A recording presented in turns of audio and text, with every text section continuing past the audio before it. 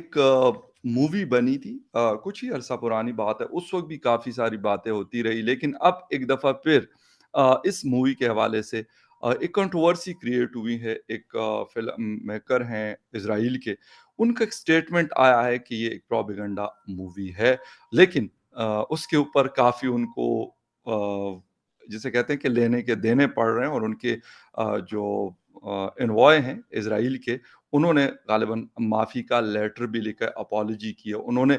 है क्या एक्चुअल इसके ऊपर बात करेंगे? इंडिया में एक फिल्म फेस्टिवल चल रहा था। उस फिल्म फेस्टिवल में एक एक ज्यूरी थी इंटरनेशनल अवार्ड्स के। उसमें ज्यूरी में के हेड जो थे नदाफ लापिड, उन्होंने बोला कि कश्मीर फाइल्स एक ऐसी मूवी है जो कि किसी इस कंपटीशन में आने लायक नहीं थी। ये मूवी जो है ये प्रोपेगेंडा है, ये वल्गर है। और ऐसी चीजें बोलने के बाद उनको हेवी क्रिटिसिज्म का सामना करना पड़ रहा है चारों ओर से। अपनी गवर्नमेंट ने भी उनको क्रिटिसाइज किया है। इजराइल के एम्बेसडर ने ट्वीट किया है कि हम इसे सपोर्ट नहीं करते, उन्होंने गलत किया है। गवर्नमेंट ने लेटर भेजा इंडियन गवर्नमेंट को। मतलब दोनों कंट्रीज के बीच में रिलेशंस एकदम थ्रेशोल्ड पे आ गए थे और दोनों गवर्नमेंट मतलब इंडियन गवर्नमेंट ने तो रिएक्ट ही नहीं किया। उस पर 24 घंटे से ऊपर हो चुके, इंडियन गवर्नमेंट ने कोई रिएक्ट नहीं किया। लेकिन इजरायली गवर्नमेंट ने रिएक्ट भी किया और इजरायली गवर्नमेंट ने ये भी बोला कि आपने गलत बोला, we do not support his views. ये जो उनका स्टैंड था दैट वाज रॉन्ग। अब जहां तक बात ये, उन्होंने एक ऐसी मूवी को प्रोपेगेंडा बोला जिस मूवी में एक एक इंसिडेंट सही है, एक भी इंसिडेंट गलत नहीं है। आज तक मुझे कोई आदमी ऐसा नहीं मिला या कोई ट्वीट ऐसा नहीं मिला जिसने इस बात को कंटेस्ट किया हो कि ये ट्वीट्स गलत थे या ये सीन्स गलत थे या इसमें जो बताए गए इंसिडेंट्स है वो गलत थे। वो इंसिडेंट्स सारे सही हैं। Yes, there is this guy called Nadav Lipid और जहां तक मुझे पता है थोड़ा बहुत अगर इसके बारे में हम छानबीन करें, देखिए डेफिनेटली जो उसने बोला वो बहुत ही एक इनसेंसिटिव रिमार्क था। मैं मानती हूँ कि वो एक फिल्म जूरी है, फिल्म फेस्टिवल था IIFA जो गोवा में ऑर्गेनाइज किया गया था अनुराग ठाकुर के द्वारा। द प्रॉब्लम इज कि अनुराग ठाकुर ने भी पता नहीं कैसे तहश में उन्होंने स्टडी भी नहीं किया कि किस जूरी को बुला रहे हैं, किसको बुला रहे हैं जज करने के लिए, कौन है जो आ रहा है आपका वीजा लेके आपकी कंट्री में आ रहा है आपकी कंट्री पे ही थूकने के लिए। आपने इतनी भी छानबीन नहीं की, आपको बस ये शोशा करना था without finding out. So the first blame goes to Anurag Thakur for organizing this without going into the details कि आप किसको ला रहे हो। You are getting a predator into your country and you didn't even care to check the details.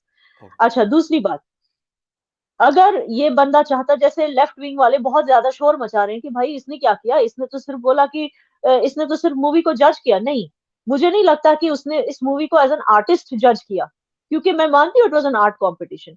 शायद उसको movie की direction नहीं अच्छी लगी होगी, शायद उसको मूवी की लाइटिंग, सेट, कॉस्ट्यूम, मेकअप या स्टोरी टेलिंग नहीं अच्छी लगी होगी, लेकिन उसने इन सब पॉइंट्स पे जिक्र नहीं किया। उसने ये बोला, सिर्फ एक लाइन बोली मूवी के बारे में, ये प्रोपेगेंडा था, झूठी मूवी थी और वल्गर मूवी थी। आप मुझे बताइए इसमें कौन सी वल्गैरिटी है? What is the vulgarity shown in this? इसमें क्या कोई आइटम नंबर है? ये किस चीज की बात कर रहा है? दूसरी चीज, इसने इसको प्रोपेगेंडा कैसे बोली? प्रोपेगेंडा का सीधा इंसाफ मीनिंग डिक्शनरी में क्या है? प्रोपेगेंडा का मीनिंग होता है झूठी बात, और झूठी बात को जब जोर जोर से कोई ऐलान करता है उसको प्रोपेगेंडा कहते हैं।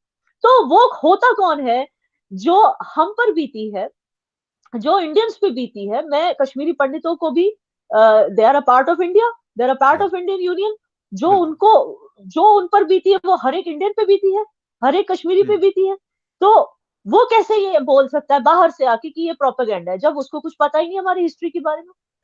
फिर मैंने छानबीन की, मैंने फाइंड आउट करने की कोशिश की कि क्या was it ignorance on his part, is he an ignoramus जिसको पता ही नहीं कि क्या हो रहा है, या इसने जानबूझकर ऐसा स्टेटमेंट किया? फिर मुझे पता चला कि ये ऐसा बंदा है जो खुद अपनी कंट्री के खिलाफ है, खुद इजरायली होकर इजराइल को गालियां देता है, इजरायली माइंडसेट को गालियां देता है, इजरायली माइंडसेट को क्रिटिसाइज एक वर्ड होता है, एक होता है अब्यूज करना, वो अब्यूज करता है। फर्क है दोनों में, ठीक है, दोनों में फर्क है। वो अपनी ही कंट्री को जब इज्जत नहीं देता तो जिन कंट्रीज को उसकी कंट्री सपोर्ट करती है, जैसे इजराइल, आपने नोटिस किया होगा इजराइल के लोग जो हैं वो कश्मीर फाइल्स को लेके बहुत ज्यादा वो हो गए, मतलब they are very touched by this movie, overwhelm, क्योंकि उनको लगता है कि जो हॉलोकॉस्ट उनके साथ हुआ था कुछ वैसी सिमिलैरिटीज थी और वैसे ही कुछ कश्मीरी पंडित्स के साथ भी हुआ था। तो वो एक मतलब वो एक अग्रीमेंट में है इस मूवी के साथ। His whole country on the whole. तो मुझे लगता है कि वो अपनी कंट्री को बिलिटिल करने के लिए, क्योंकि उसको अपनी आइडेंटिटी और अपनी कंट्री से प्रॉब्लम है, तो तब उसने जाके इतना पॉलिटिकल स्टेटमेंट दिया उस स्टेज पे जहां पे उसको एज अ फिल्म ज्यूरी जाना था। उसने एक पॉलिटिकल स्टेटमेंट उस स्टेज को यूज किया to give out a political statement, which I feel was very wrong.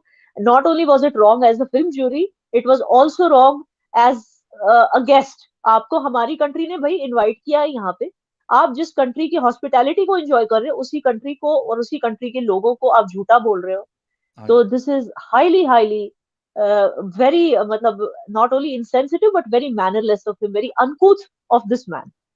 बिल्कुल। देखिए जब ये इसने ये करके ये कर दिया कि आप देख रहे होंगे कि काउंसलर जनरल ऑफ इजराइल हाँ, इंडियन जो इंडिया में है, Kobe शोशानी I think his name is, उन्होंने भी अपोलोजाइज किया।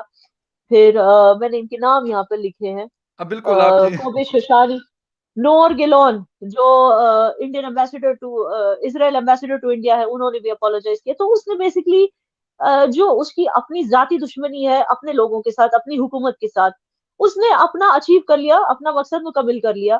दैट उसने इनसे अपोलॉजी मतलब इनका सर झुका दिया किसी और कंट्री के सामने, इंडिया के बिल्कुल। सामने इनका सर झुक गया, इसने अपना कर लिया। तो अब इसराइल के हवाले है कि ये किस तरह से इसको ट्रीट करें, क्योंकि इसने एक तरह से इसराइल की बेइज्जती की है, इसराइल के लोगों की सेंटिमेंट्स की बेइज्जती की है, ना सिर्फ के इंडियंस की।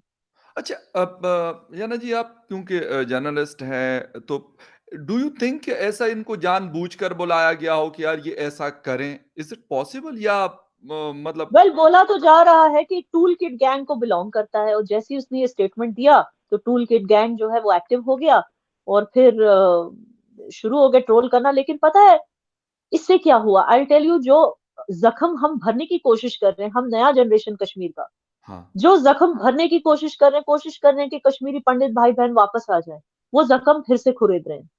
ये टूल किट वाला जो गैंग है वो उन जख्मों को फिर से खुरेद रहा है, ठीक। क्योंकि अब इनको प्रूव करने के लिए बहुत सारे जो कश्मीरी पंडित हैं वो सोशल मीडिया पे आके ऐसी फोटोज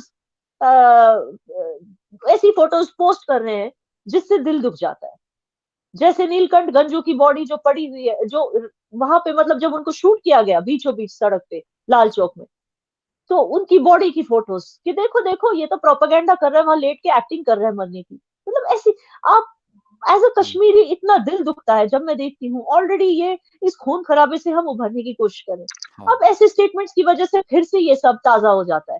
कुछ लोग प्रूव करने के लिए हाँ हाँ हम तो झूठे ही हैं, वो लगा रहे हैं फोटो जो जो जहां पे सिक्स का मैसेकर हुआ था उनकी फोटोज, जो डॉक्यूमेंट्रीज इनके एक्सोडस पे बनी थी, जो लाइव ग्राउंड से रिपोर्टिंग की गई थी, वो सारा कुछ वापस सोशल मीडिया पे आ रहा है। एज अ कश्मीर ये सब देख के कितना मेरा दिल दुखता है, और मेरे जैसे कितने कश्मीरों का दिल दुखता है कि ये सब हमारी सरजमीन पे हुआ है, हम हुँ, तब थे नहीं, लेकिन कि हम ना इसको रोक सके, हम भी इसका हिस्सा बने, बल्कि हम भी इसमें मारे गए बहुत सारे कश्मीरी मुस्लिम इस कॉन्फ्लिक्ट में।